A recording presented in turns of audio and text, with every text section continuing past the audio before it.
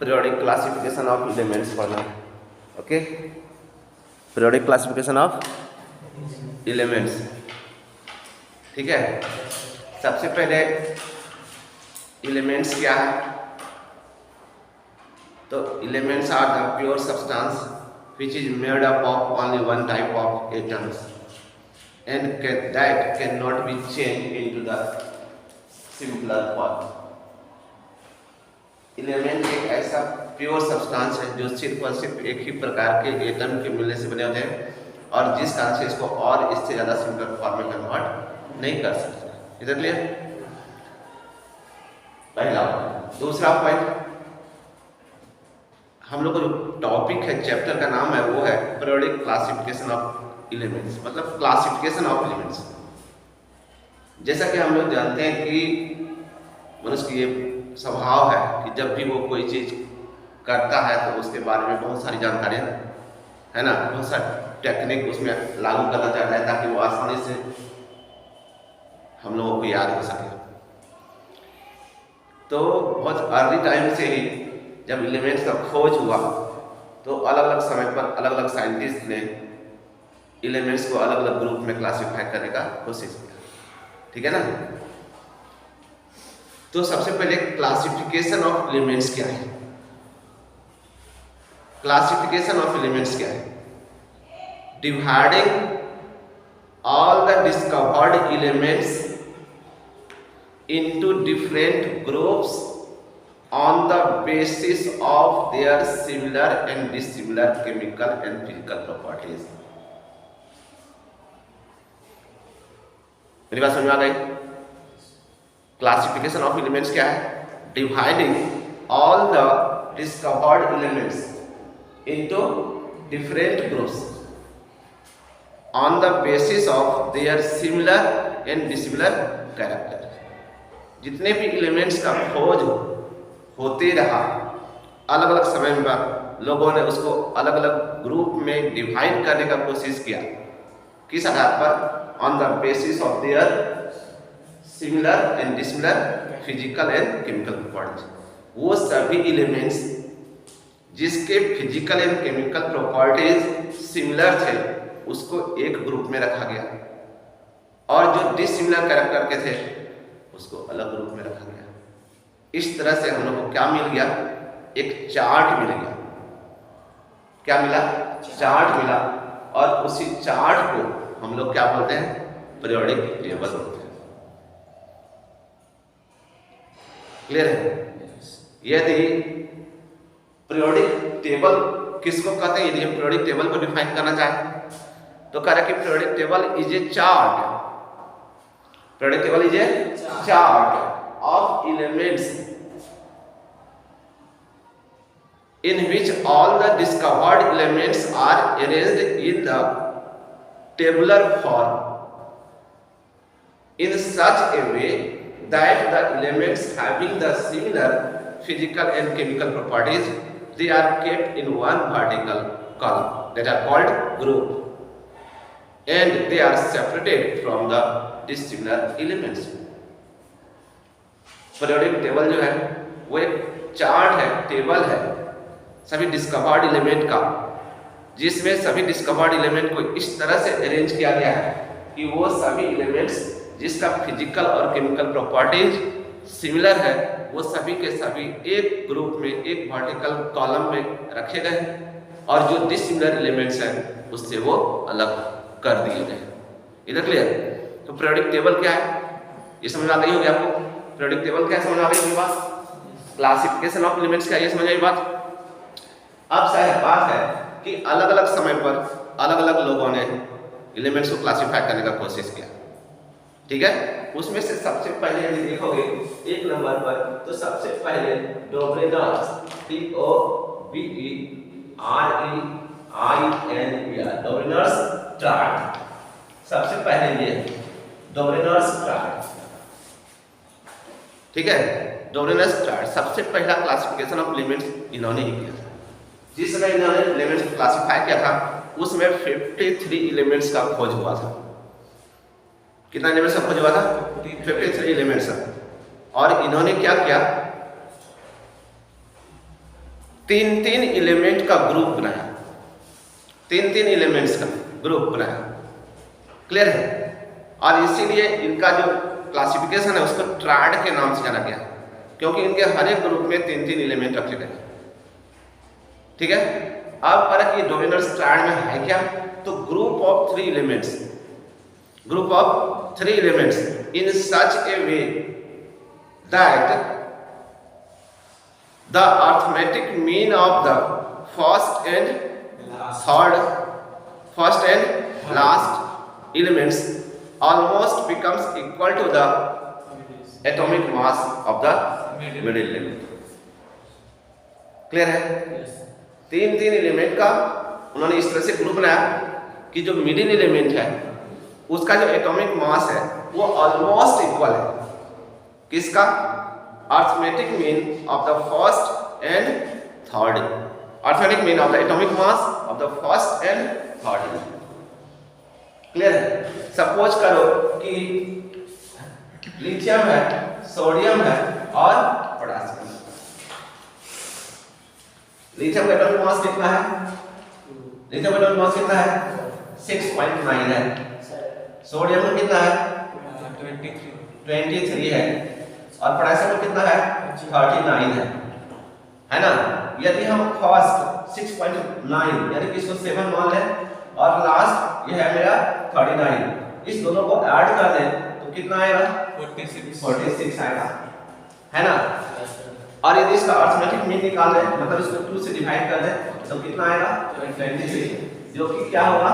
Atomic mass of the middle element. ये था आपका डोमिनस ट्रायड। क्लियर है? डोमिनस के समय में 53 एलिमेंट्स का खोज हुआ था, उन्होंने तीन तीन एलिमेंट का ग्रुप बनाया, लेकिन ये अनफॉर्चुनेटली कहा जाए कि उन्होंने जो ग्रुप बनाया तो जितने भी डिस्कवर्ड एलिमेंट है सभी पे ये ग्रुप सेट नहीं कर पाया। उन्होंने सिर्फ 3 और 4 ग्रुप ही 3 और 4 ट्रायड ही बना पाए, बाद बाकी पर वो एप्लीकेबल नहीं हुआ। क्लियर है? तो ये जो पॉइंट है ये क्या है? Drawback of Dominus triad. Drawback of Dominus triad means he could not succeed to classify all the elements in the form of triad. He could not succeed to classify all the discovered elements in the form of triad. इधर clear? Dominus triad में आपको इतना ही पढ़ना है। Clear है? दूसरा, यदि हम लोग देखेंगे, हम लोग को कुल मिलाकर के 4 क्लासिफिकेशन ऑलरेडी पढ़ना है, सिर्फ और सिर्फ 4 क्लासिफिकेशन। यदि हम लोग दूसरा देखेंगे तो दूसरा आपका कौन है? Newlands classification of elements. Newlands classification of elements, ठीक है ना? न्यूलैंड्स क्लासिफिकेशन ऑफ एलिमेंट्स में इसको हम लोग लॉ ऑफ ऑक्टेव के नाम से भी जानते हैं। किस नाम से जानते हैं? Law of Octave. Law of Octave, ठीक है? न्यूलैंड ने दिया था, जिसमें न्यूलैंड ने ये क्लासिफिकेशन दिया था उसमें कुल मिलाकर के 56 एलिमेंट्स का खोज हुआ था। 56 एलिमेंट्स का। क्लियर है? ये जो न्यूलैंड्स क्लासिफिकेशन है ये भी एटॉमिक मास पर आधारित है, ये भी एटॉमिक मास पर आधारित है। क्लियर? क्लियर है? उन्होंने क्या किया? उन्होंने जितने भी डिस्कवर्ड एलिमेंट थे सभी को अरेंज कर दिया in the increasing order of their atomic mass. Okay, जैसे सबसे पहले कौन था? हाइड्रोजन था। हीलियम तो था नहीं, क्योंकि हीलियम एक इनर्ट गैस है और जितना भी इनर्ट गैस है उसका जो डिस्कवरी है वो 20वीं सेंचुरी में हुआ। क्लियर है ना? तो उसमें हीलियम का खोज हुआ नहीं था।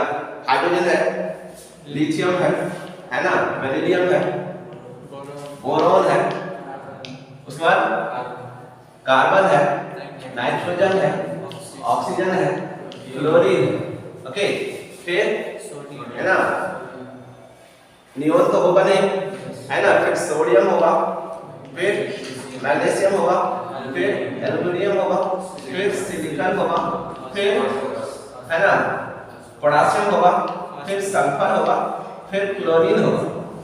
आर्गन तो था नहीं, फिर पोटेशियम है ना, पोटेशियम होगा, फिर कैल्शियम होगा एंड सो ऑन, इस तरह से। क्लियर है? Yes sir. यहां तक समझ आया? तो उन्होंने क्या किया? इस तरह से सभी एलिमेंट्स को इस तरह से increasing order of atomic mass का यहां पर अरेंज कर दिया। और उसके बाद उन्होंने सबका फिजिकल और केमिकल प्रॉपर्टीज उसके नीचे लिखा, है ना।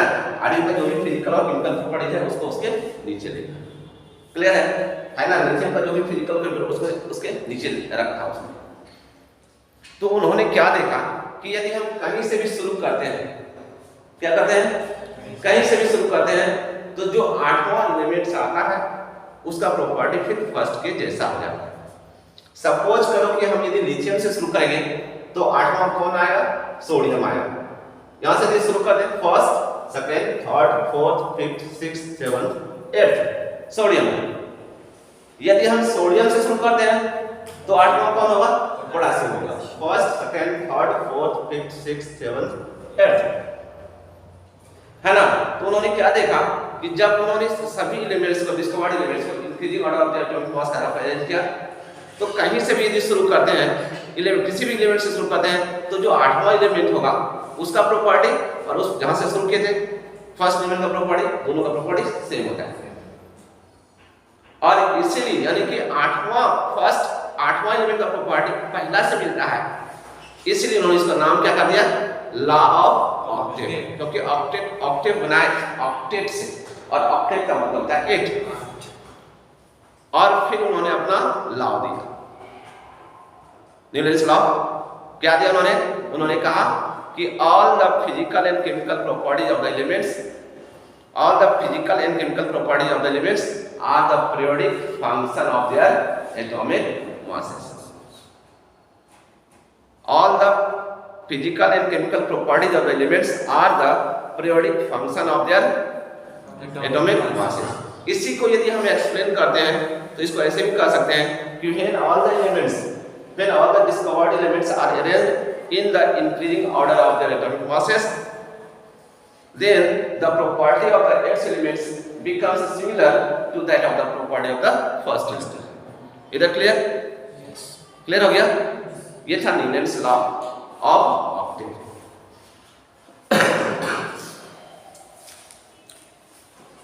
यदि हम लोग, है ना, इस डिसएडवांटेज के बारे में देखें, न्यूटन्स लॉ ऑफ ऑक्टेव जो उन्होंने दिया, इससे कुछ डिसएडवांटेज है। क्या है? डिसएडवांटेज है। तो सबसे पहला डिसएडवांटेज क्या है, उनका सबसे बड़ा डिमेरिट क्या था? उन्होंने कहा कि in the nature there are only 56 elements and in the future no any new elements would be discovered. ये उनका सबसे बड़ा डिमेरिट है। क्लियर है? क्लियर है? उन्होंने क्या कहा कि there are only 56 elements in the nature and in the future no any new elements would be discovered. Clear है? ये पहला ड्रॉबैक था। दूसरा ड्रॉबैक क्या था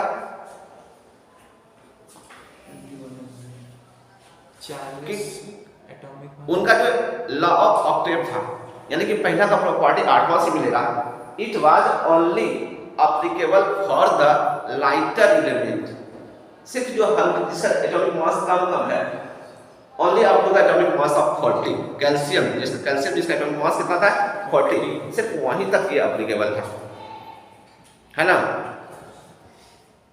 This law of octave were applicable only for the lighter elements up to the atomic mass 40, that is of calcium.